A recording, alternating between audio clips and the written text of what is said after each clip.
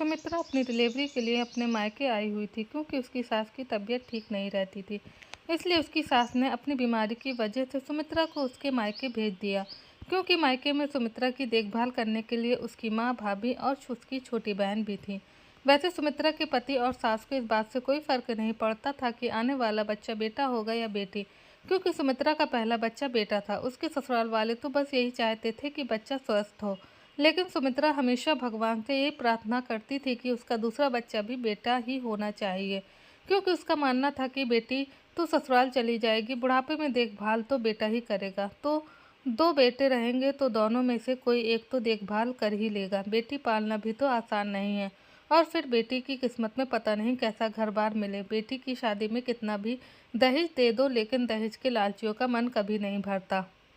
और अपना बहुत कुछ देने के बाद भी बेटी के बाप का सिर हमेशा झुका ही रहता है। ससुराल वालों को इस बात से कोई फर्क नहीं पड़ता कि दहेज देने के लिए लड़की के बाप को कर्ज लेना पड़ा या अपना घर और खेत बेचना पड़ा है।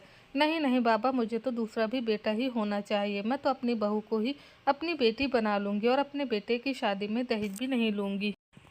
सुमित्रा ये सब सोच ही रही थी कि तभी उनका बेटा मोनू उनके पास आकर बोला, माँ, मेरा छोटा भाई कब आएगा? मैं उसके साथ खूब खेलूँगा।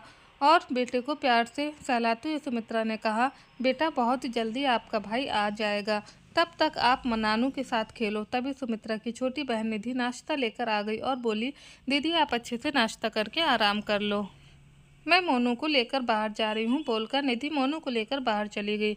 नाश्ता करने के बाद बच्चे की कल्पना करती हुई सुमित्रा भी कब सो गई उसे पता ही नहीं चला। कुछ दिन आराम से बीते। अब वो रोज रामायण पढ़ती और अपने खाने पीने का ध्यान रखती। एक दिन सुमित्रा के मायके में खबर आई कि उसकी चचेरी बहन की ससुराल वालों ने उसे जला दिया है। सुमित्रा सुबह उठी, तभी उसकी माँ ने उसके पास आकर बताया कि पिछले महीने ही तेरे चाचा की लड़की मीना ससुराल से भागकर आई थी और वो वापस ससुराल जाना भी नहीं चाहती थी, लेकिन तेरे चाचा जी ने जबरदस्ती तेरी दीदी को वापस ससुराल भेज दिया और बोला कि शादीशुदा बेटी मायके में अच्छी नहीं लगती। तेरी दीदी इतना रो रही थी, वो बता रही थी कि ससुराल वाले पूरे दानव हैं, दहेज के लिए उसको हमेशा दुखी करते थे। मुझे तो बहुत गुस्सा आया था। मैंने तेरी चाची को भी कहा कि मत भेजो मीना को ससुराल और उसके ससुराल वालों पर पुलिस केस दर्ज कर दो, लेकिन मेरी बात किसी ने नहीं मानी। अब देखो नतीजा। सुमित्रा को अपनी चचेरी बहन के जाने का बहुत दुख था। पूरा समय होने के कारण वो अपनी चचेरी बहन के दाह संस्कार में भी नहीं जा पाई। सुमित्रा की मां ने अपनी बहू और बेटी को हिदायत दी कि वो सुमित्रा का पूरा ध्यान रखें। अब ऐसे मौके पर उनका तो जाना जरूरी था। उनके जाने के बाद सुमित्रा अपनी भाभी से बोली, भाभी, जब हम बेटी के लिए कुछ कर ही नहीं सकते, सब उसे पराया ही समझते हैं, तो बेटी पालने की ज़रूरत ही क्या है? मुझे बेटी नहीं चाहिए। भाभी इतना कहकर वो फूट फूट कर रोने लगी, तो उसकी भाभी ने उसे सांत्वना देते हुए कहा कि दीदी, बहू भी किसी की बेटी होती है और ये तो ज़रूरी नहीं कि हर ससुराल वाले दहेज के लिए परेशान करें। अगर हम बेटी पैदा नहीं करेंगे तो हम बहू कहाँ से लाएंगे?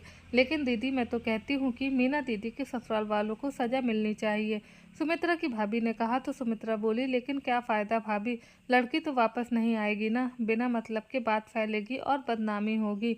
वो झूठ बोलकर लड़की को ही बदनाम करेंगे, इसलिए पहले ही चाचा चाची को ध्यान देना चाहिए था। अब तो जो होना था सो हो गया। वो दोनों बातें कर ही रही थी कि तभी सुमित्रा की माँ ने घर के अंदर प्रवेश करते हुए कहा, नहीं बेटा, तेरी मीना बहन क्या वांछित थी जो तेरे चाचा चाची उसे अपने पास रख नहीं पाए और मरने के बाद भी उसको न्याय नहीं दिलवा रहे। कितनी आसानी से उन्होंने इस बात को मान लिया कि लड़की अपनी लापरवाही से मरी है और उसके ससुराल वालों को भी सजा नहीं दिलवाया। इस तरह तो समाज में अपराधी फैलेंगे, बोलकर सुमित्रा की मां नहाने चली गई। ठीक है दीदी, मम्मी लोग आ गए हैं, मैं सबके लिए चाय बना लेती हूँ, बोलकर उसकी भाभी भी चाय बनाने चली गई। तो सुमित्रा सोचने लगी कि कहीं ये बच्चा अशुभ तो नहीं। ये बच्चा पेट में आने के बाद ही उसकी सास बीमार हुई और अब उसकी चचेरी बहन चली गई। पति का बिजनेस भी घाटे में चल रहा है। नहाने धोने के बाद जब सब चाय पीने लगे तो माँ ने सुमित्रा के सिर पर प्यार से हाथ फेरते हुए कहा, सुमित्रा, तुम ज़्यादा मत सोचा करो, डिलीवरी का समय आने वाला है, तुम अंदर जाकर आराम करो। तो सुमित्रा अंदर कमरे में जाकर लेट गई। थोड़ी देर बाद अचानक उसे पेट में दर्द उठा तो उसने अपनी माँ को आवाज़ दी। माँ ने जल्दी से उसके भाई को बुलाया और जल्दी से सुमित्रा को अस्पताल ले गए। सुमित्रा को एडमिट कराकर सब लोग बाहर वेटिंग रूम में इंतजार करने लगे।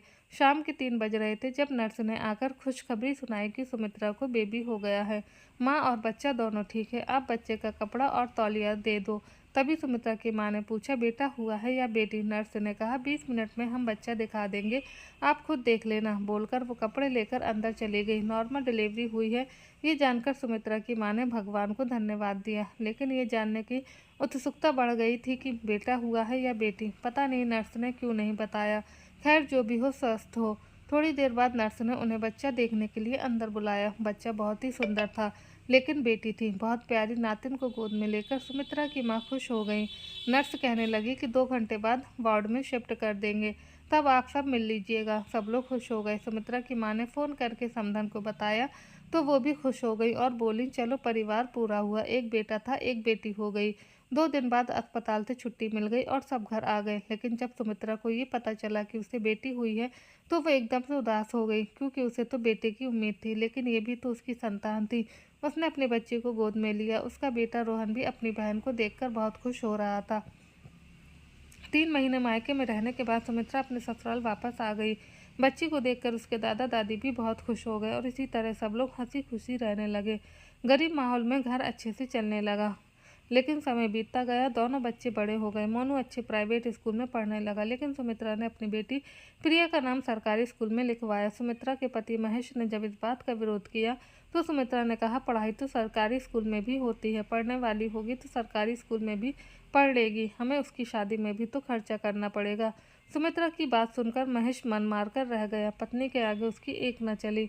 महेश हमेशा देखता था कि उसकी पत्नी अपनी बेटी प्रिया को उतना प्यार नहीं करती जितना अपने बेटे मोनू से करती है, लेकिन वो भी क्या कर सकता था, उसके खुद के पास भी तो इतना समय नहीं था। और फिर सुमित्रा प्रिया की अपनी माँ थी, कोई सौतेली तो नहीं जो कि कोई सवाल खड़ा करता। प्रिया अब 10 साल की हो गई थी। वो समझने लगी थी कि माँ उसे प्यार नहीं करती, लेकिन क्यों नहीं करती ये उसे समझ नहीं आता था। एक दिन प्रिया ने जिद किया कि उसे भी भाई के स्कूल में ही जाना है, वो अपने स्कूल में नहीं पढ़ेगी। तभी सुमित्रा ने आकर उसे एक थप्पड़ जड़ दिया और गुस्से से बोली, चुपचाप अपने स्कूल जा और नहीं जाना तो मत जा, घर का काम कर, लड़कियां तो घर का काम करती ही आई हैं। अपनी माँ की फटकार से प्रिया रोने लगी तो पीछे से आकर महेश ने प्रिया को गोद में उठाया और सुमित्रा से कहा, तुम हमेशा प्रिया को ही क्यों डांटती हो? जब बेटा प्राइवेट स्कूल में पढ़ सकता है तो बेटी क्यों नहीं? इस बात को लेकर दोनों के बीच झगड़ा हो गया। प्रिया अपने पापा की गोद से उतरकर अंदर जाने लगी तो सुमित्रा ने कहा, मनुष्य कहीं की आ गई हम दोनों के बीच में झगड़ा करवाने। झगड़ा ये नहीं, झगड़ा तुम कर रही हो। सुमित्रा, तुम समझने की कोशिश क्यों नहीं करती? तुझे कितनी बार कहा है कि सब किस्मत में लिखा होता है, हमारे हाथ में कुछ नहीं होता। खबरदार जो आज के बाद मेरी बेटी को मनहूस कहा तो। माँ का गुस्सा देख मासूम प्रिया सहम सी गई और अपने पापा से लिपट कर बोली, पापा माँ को मत डांटो, मैं माँ की सारी बात मान लूँगी, आप लोग लड़ो मत, मैं अपने स्कूल चली जाती हूँ। तो महेश भी अपनी बेबसी को छुपाते हुए बोला, हाँ बेटा, स्कूल सब अच्छे ही होते हैं, बस मन लगाकर पढ़ाई करनी चाहिए। थोड़ी देर बाद प्रिया स्कूल चली गई और महेश भी बिना कुछ खाए पिए ऑफिस के लिए निकल गया। उनके जाने के बाद सुमित्रा सोचने लगी कि आज प्रिया के कारण महेश उस पर गुस्सा हुआ है और बिना खाए पिए ही ऑफिस चला गया। सच में ये लड़की तो मनहूस है, मैं तो बेटी चाहती ही नहीं थी, ये तो अवांछित बेटी है और ये बेटी मेरे लिए सही नहीं है, मुझे बेटी नहीं चाहिए थी। वो मन ही मन बड़बड़ाने लगी। सुमित्रा दिल की बुरी नहीं थी, बस वो खुद पढ़ी लिखी नहीं थी। उसके ज़माने में खासकर गांव में लड़कियों को ज़्यादा पढ़ाने का रिवाज नहीं था। लड़कियों का कार्य क्षेत्र घर में ही था। जो लड़कियां घर के कार्यों में होशियार हो वो समझदार मानी जाती थी। सपने देखने की उम्र में तो उनकी शादी हो जाती थी, फिर घर गृहस्थी, बाल बच्चे, बस यही उनकी दुनिया होती थी। शादी के बाद मायके में केवल एक मेहमान की तरह ही जा पाती थी, वो भी ससुराल वालों की मर्जी से। लेकिन सुमित्रा ये समझने की कोशिश ही नहीं कर रही थी कि अब पहले वाला ज़माना नहीं रहा और अब वो गांव में नहीं शहर में रहती हैं। अब तो गांव में भी लड़कियों को पढ़ाया जाने लगा है। लड़कियों की शिक्षा बहुत ज़रूरी है। लड़कियां भी पढ़ लिख कर अपने माता पिता का नाम रोशन कर सकती हैं। लड़कियां भी सपने देख रही हैं, आसमान की ऊंचाइयों को छू रही हैं। समाज में ऐसी कृतियाँ फैली हुई हैं, विशेष रूप से दहेज का दानों लड़कियों की शिक्षा के साथ ही खत्म होगा। लेकिन सुमित्रा कुछ समझने को तैयार नहीं थी। उसके दिमाग में तो बस यही बैठा हुआ था कि बेटी तो पराई अमानत है, बुढ़ापे का सहारा तो बस बेटा ही है। महेश के डांटने से नाराज सुमित्रा काफ़ी देर तक बस बैठी ही रही। अचानक उसे ध्यान आया कि बच्चों के स्कूल से आने का समय होने वाला है। वो जल्दी से उठकर दोपहर के खाने की तैयारी करने लगी। तब तक बच्चे भी आ गए। हाथ पैर धोकर बच्चे खाना खाने बैठ गए। प्रिया के खाना खाने के बाद सुमित्रा उसको घर के कामों में मदद करने के लिए बोल दिया।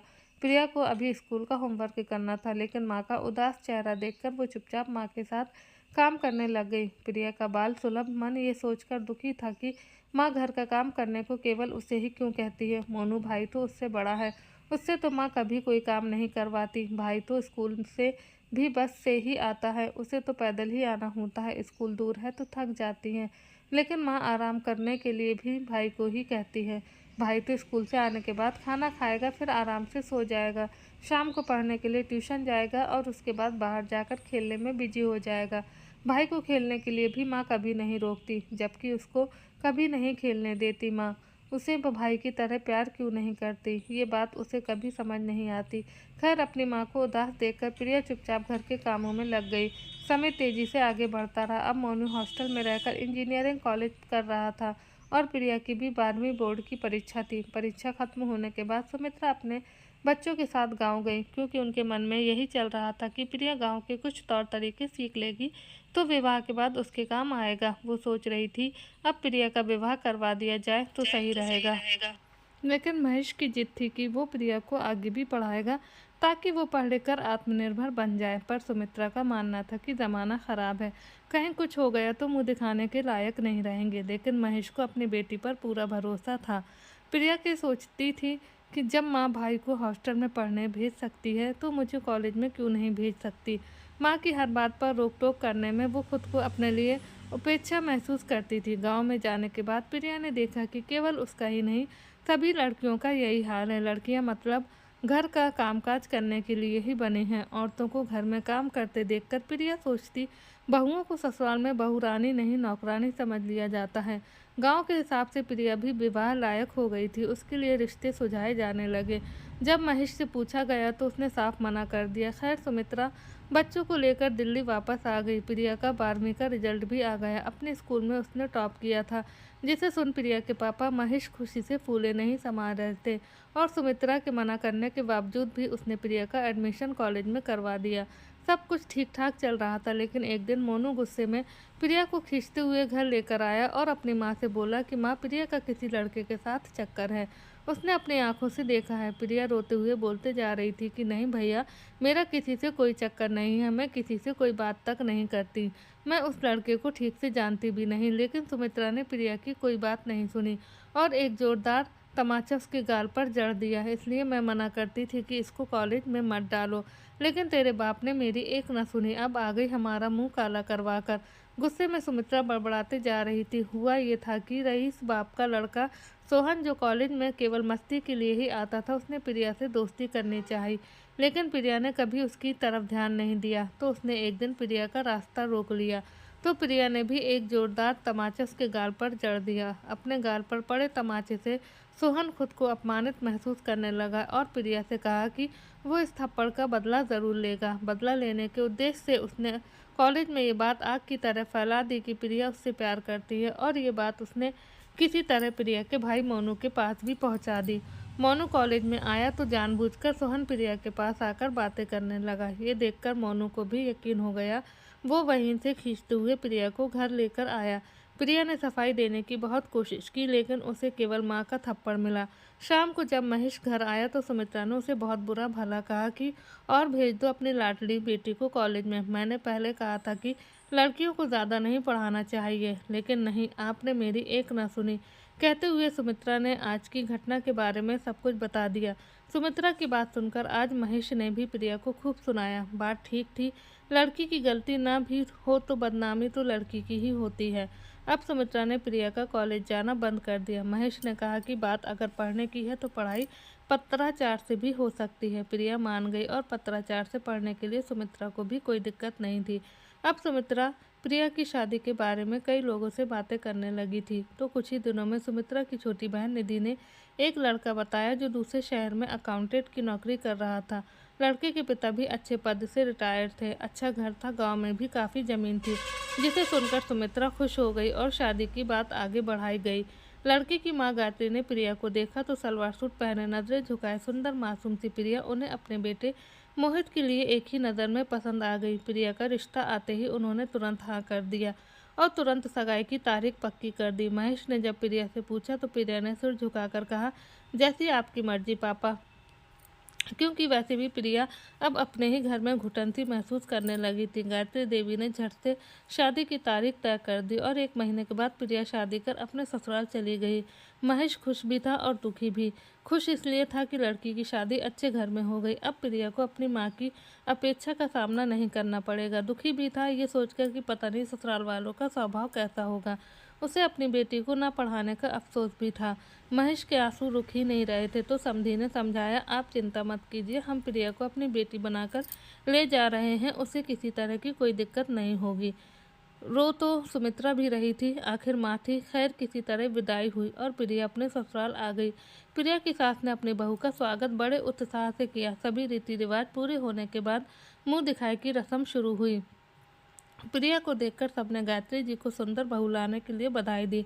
किसी ने पूछा कि दहेज में बहू क्या क्या लेकर आई है, लड़की तो ढंग का कोई गहना भी नहीं लाई। गायत्री देवी ने कहा, चांद सी बहू मिली है और क्या दहेज चाहिए। वैसे मेरी बहू को किसी गहने की ज़रूरत नहीं है, उसके संस्कार ही उसके गहने हैं। अपनी सास की बात सुनकर प्रिया का मन बहुत खुश हुआ। उसकी नज़र में अपनी सास की इज्जत और बढ़ गई। मोहित भी प्रिया की बहुत इज्जत करता था।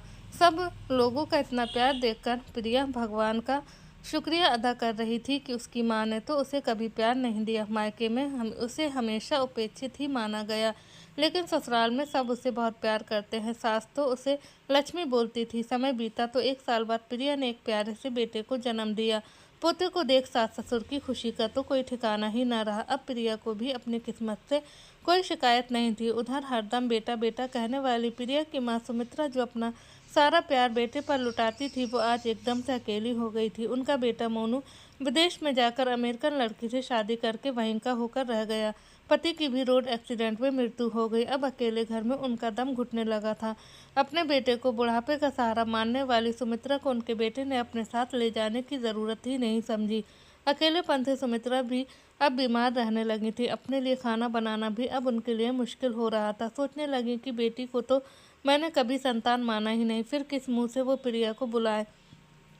वो ये सब सोच ही रही थी कि तभी दरवाजे पर दस्तक हुई। किसी तरह सुमित्रा ने दरवाज़ा खोला तो सामने प्रिया और उसके ससुराल वाले खड़े थे। समधन ने कहा, बहन जी हम आपको लेने आए हैं, आप अकेले नहीं रहेंगी। तो सुमित्रा ने कहा, नहीं बहन जी, बेटे के होते हुए एक माँ बेटी के घर कैसे जा सकती है। और फिर मैंने तो कभी प्रिया को। सुमित्रा आगे कुछ कहती इससे पहले ही प्रिया बोल पड़ी, माँ भूल जाइए पीछे की बातों को, याद करके क्यों अपना समय बर्बाद करना, मैं भी तो आपकी बेटी हूँ। तभी प्रिया के साथ गायत्री जी ने कहा कि अब वो ज़माना नहीं है बहन जी, जब माँ बाप बेटी के घर रहना गलत मानते थे। अब बेटा और बेटी दोनों बराबर हैं, बल्कि बेटी खास है। सुमित्रा को आज अपनी गलती का एहसास हो रहा था। वो प्रिया के गले लगकर फुट फुट कर रोने लगी और बोली, मुझे माफ़ कर दे बेटी, मैंने तुझे कभी नहीं अपनाया, हमेशा से तुझे बोझ समझा, अवांछित समझा। मैं हमेशा यही सोचती थी कि बुढ़ापे का सहारा तो बेटा ही होता है, लेकिन मेरे बुढ़ापे का सहारा तो मेरी बेटी बनी है। तो गायत्री जी हंसकर बोली, ये आपकी नहीं मेरी भी बेटी है। अपनी दो माँओं का प्यार पाकर प्रिया मुस्कुरा उठी और अपनी माँ को लेकर अपने ससुराल आ गई और अपनी माँ की खूब अच्छे से सेवा करने लगी। प्रिया की सास गायत्री जी भी सुमित्रा को अपनी बहन जैसी ही समझती थीं। वो भी सुमित्रा की दवाई पानी का खूब अच्छे से ख्याल रखती। कभी उन्हें ये एहसास नहीं होने दिया कि वो अपनी बेटी के घर में रहती हैं। हमेशा से उनके साथ अच्छे से व्यवहार करती थी और उन्हें अपने साथ अपने कमरे में सुलाती। अब दोनों समधन दिन भर गप्पे मारती और अपने नाती पोते को खूब खिलाती। दादी और नानी दोनों का प्यार पाकर प्रिया का बेटा प्रशांत भी खुशी से झूम उठता। तो दोस्तों, आपको ये कहानी कैसी लगी कमेंट करके ज़रूर बताएं। कहानी अच्छी लगी हो तो वीडियो को लाइक कीजिएगा, शेयर कीजिएगा और हाँ, अगर आप हमारे चैनल पर नए हैं तो हमारे चैनल को ज़रूर सब्सक्राइब कीजिएगा। मिलते हैं हम आपसे एक और नई कहानी के साथ में। जब तक के लिए आप सबका बहुत बहुत धन्यवाद।